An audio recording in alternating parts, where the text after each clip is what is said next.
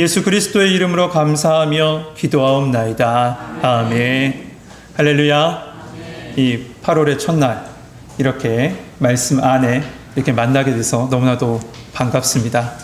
이 무더위와 코로나로 지치기 쉬운 이때에 여러분 예배를 통해서 말씀의 그늘 아래서 참된 쉼과 안식을 얻으시고 그것을 가지고 한 주간 승리하시는 우리 성도님 되시길 주님의 이름으로 축복합니다. 한 오래된 성에 아무도 연주하지 않은 언저할 수도 없는 아주 복잡한 구조의 한 악기가 놓여져 있었습니다. 그런데 오랫동안 사용하지 않다 보니까 먼지가 잔뜩 낀 채 그냥 방치되어 있었어요. 그리고 습기와 날씨 때문에 혀는 다 뒤틀어져 있고 제 소리를 잃어버린 채 그냥 놓아져 있었습니다. 여러 전문가들이 찾아가서 그것을 고치려고 했는데 도저히 고칠 수가 없었습니다. 그러던 어느 날 그 악기를 만든 사람이 찾아온 겁니다. 그런데 신기하게도 그 사람의 손길이 닿는 순간 맞지 않았던 음이 맞춰지고 그 어디에서도 들을 수 없는 아름답고 우아한 소리를 내기 시작한 것이죠. 우리의 인생도 그렇습니다. 새롭게 시작하고 싶습니다. 아름다운 소리를 내고 싶습니다. 하지만 여전히 우리의 모습은 먼지 낀 모습이요. 삶에 시달려서 뒤틀어진 소리만 납니다. 새롭게 노력하면 조금 이루어진 듯해요. 하지만 곧 다시 제자리로 돌아오는 우리의 모습을 볼 수 있습니다. 결국 우리의 삶의 회복은 우리의 노력으로만 되지는 않습니다. 우리를 만드신 그분이 찾아와 주셔야 합니다. 그분이 우리의 인생에 개입하셔야 되고 그분이 우리의 삶을 만져주셔야 됩니다. 그래서 예수님께서 우리 가운데 찾아오신 겁니다. 오늘 본문에는 기업 물을 자 보아스의 발치에 누워서 거룩한 은혜로 그의 인생이 덮어지길 바라고 소망하고 있는 한 사람 룻이 나옵니다. 오늘 이 시간에 우리가 이 말씀을 나누면서 우리 인생에 덮여질 그 놀라운 하나님의 은혜를 기대합시다. 그리고 하나님의 날개 그늘 아래 머물 때 주어지는 그 우리 삶의 치유와 회복과 안식과 구원이 여러분 가운데 이 예배를 통해서 말씀을 통해서 임할 줄 믿습니다. 우리 17절 말씀 한번 같이 한번 읽겠습니다. 17절입니다. 같이 읽겠습니다. 시작.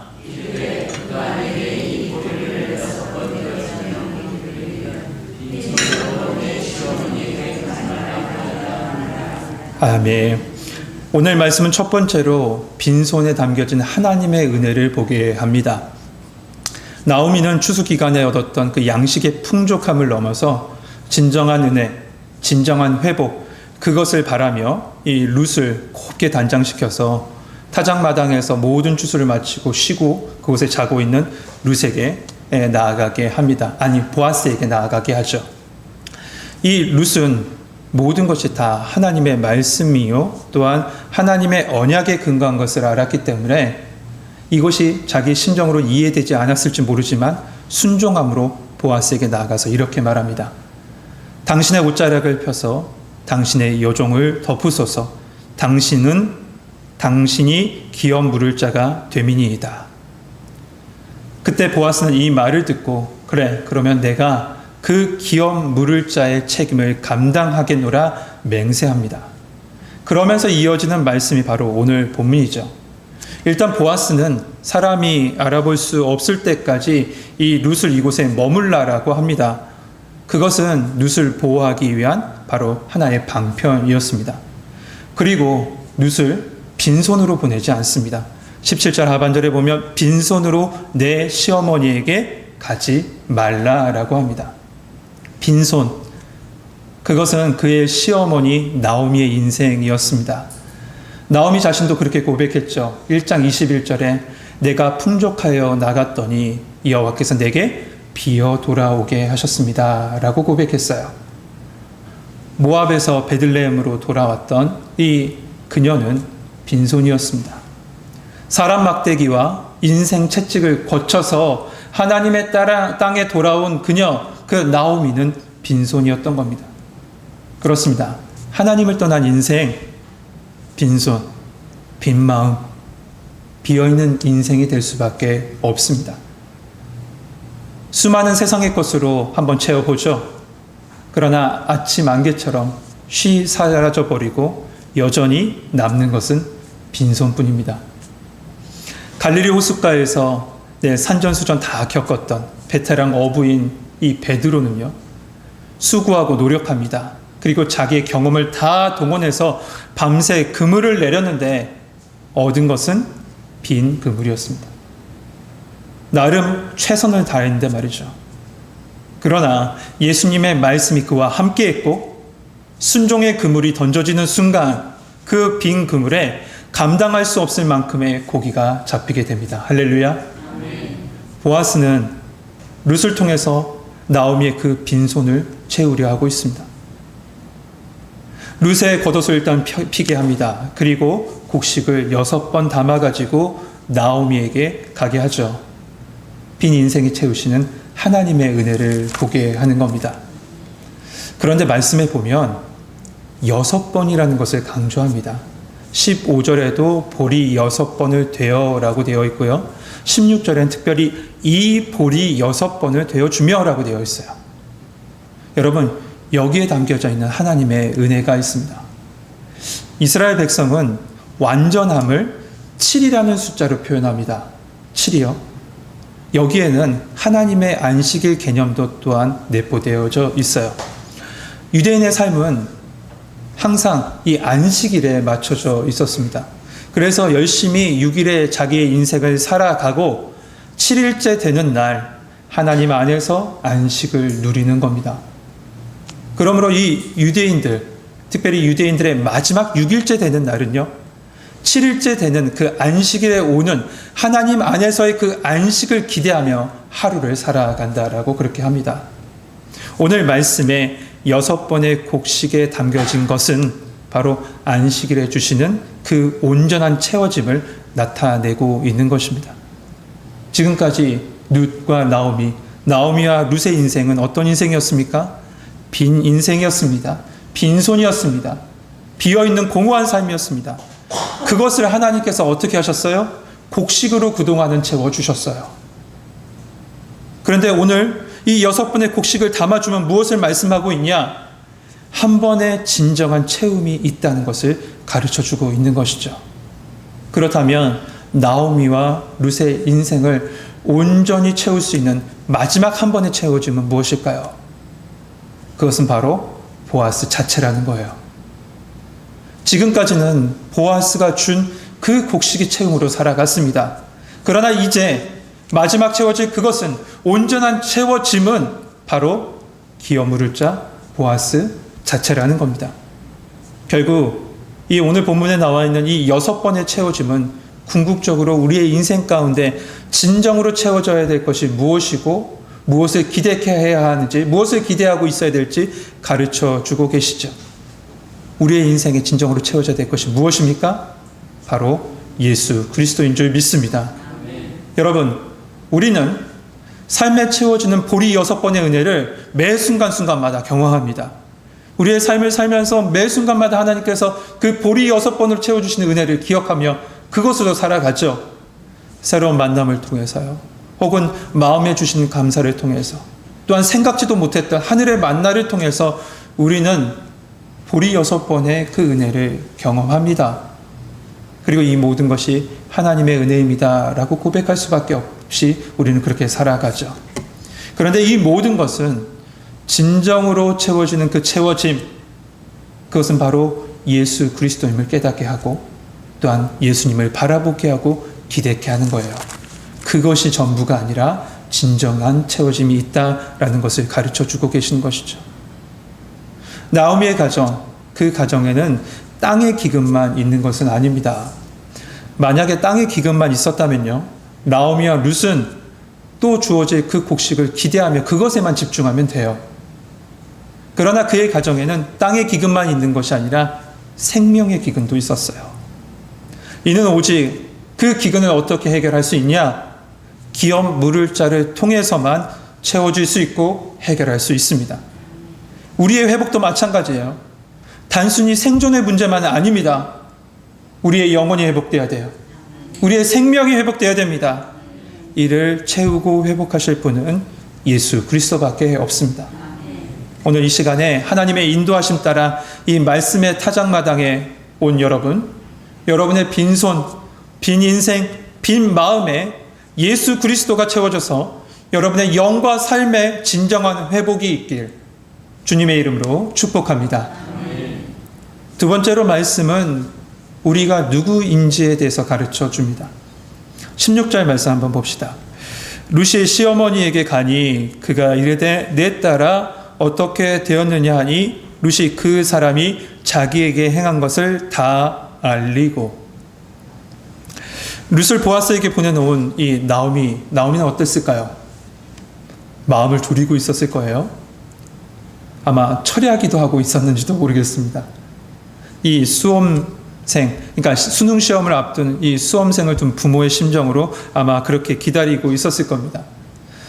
나오미는 노심초사 그렇게 기다리다가 룻을 보게 됩니다. 그러자 붙잡고 말하죠. 내 딸아 어떻게 됐냐. 그런데 이 말씀을 원어에 보니까 조금 번역이 다릅니다. 원어는 이렇게 되어 있어요. 내 딸아 너는 누구냐? 너는 누구냐? 라고 되어 있습니다. 갑자기 문맥이 맞지 않는 그런 이야기를 합니다. 문맥에 맞지 않는 이야기를 해요. 너는 누구냐고요? 나오미가 룻을 모르는 게 아니죠. 그런데도 지금 나오미는 룻에게 누구냐고 묻습니다. 이에 대해서 학자들은 많은 얘기를 해요.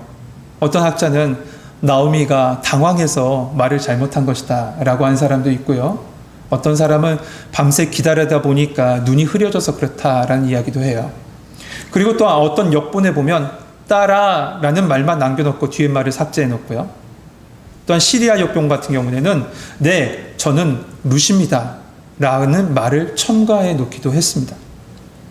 그러나 여러분, 말씀을 이렇게 기록한 분명한 이유가 있어요. 그것은 무엇일까? 지금 나오미는 기업 물을 자를 만나고 온 룻에게 너의 신분은 이제부터 무엇이냐라고 묻는 거예요. 이제부터 너의 신분은 무엇이냐? 지금까지 룻에 대해서 말씀은 먼저 모압 여인이라고 첫 번째 얘기했습니다. 두 번째는 그러다가 이삭 죽는 자리에 가서는 하녀 중에 한 명이다 라고 했어요. 마지막 타작마당에서는 그녀는 이렇게 얘기합니다. 나는 여종입니다 라고 얘기해요. 그렇습니다. 이 룻은 그녀는 이방인이었고 미천한 자였고 여종에 불과했습니다. 그런데 보아스의 날개 그늘 아래 있었던 그 룻은 지금 누구냐라고 묻는 겁니다. 여러분, 이 말씀은 룻에게만 질문하는 질문이 아닙니다. 이 말씀을 읽고 있는 우리에게 말씀하는 말씀인 거죠. 여러분 누구입니까? 여러분은 신랑 되신 예수 그리스도 앞에 서 있는 바로 그리스도의 신부인 줄 믿습니다. 우리의 모든 죄를 담당하시고 기업 물을 자의 의무를 감당하기 위해서 십자가 지신 그 예수님의 신부인 겁니다. 이방인이었고 낮은 자리에 있었던 그런 미천한 여인이었으나 기업 물을 자의 그 은혜, 그 그늘 아래서 그의 신분이 변했던 그 룻처럼 그리스도 밖에 있었고 하나님의 약속에는 외인이요 하나님의 언약을 모르던 우리를 그 복음의 날개로 덮어주시고 주의 백성, 주의 자녀, 주의 신부로 삼아주신 겁니다. 성도 여러분, 우리는 주의 신부요 주의 자녀입니다. 룻, 그녀는 저 멀리 이방인이었습니다. 그런데 하나님의 인도하심 속에 거기서 조금 더 가까이 이삭 죽는 자리로 왔습니다. 거기서 좀 더 가까이 여종의 자리로 왔습니다. 그리고 더 가까이 보아스의 날개 그늘 아래 오자 결국 그녀는 보아스의 신부가 된 거죠. 에베소서 2장 13절에 말합니다. 이제 전에 멀리 있던 너희가 그리스도 예수 안에서 그의 피로 가까워졌느니라. 그렇습니다. 하나님은 우리를 그 기업 물을 자의 피값, 고엘의 피값, 예수 그리스도의 피값으로 주의 자녀로 주의 신부로 불러주셨어요. 그러므로 주의 신부로서 주의 자녀로서 그것을 기억하고 우리는 거룩하고 순전하게 믿음 안에서 십자가 복음 안에서 살아가야 될 줄 믿습니다. 마지막 세 번째는 바로 하나님의 인도하심을 기다리라 라고 말씀해 주고 있습니다. 우리 18절 말씀 같이 한번 읽어보겠습니다. 18절 말씀입니다. 같이 읽겠습니다. 시작.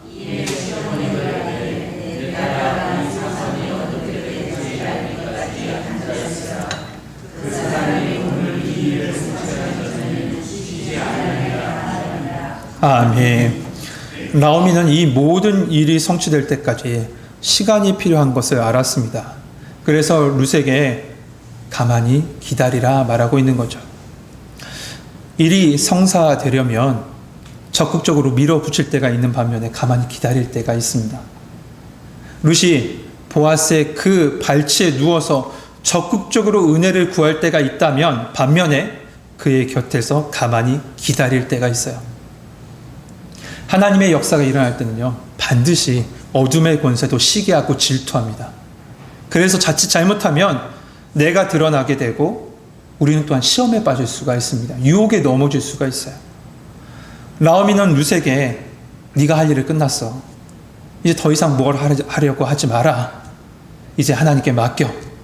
가만히 기다려라 라고 하고 있는 것이죠.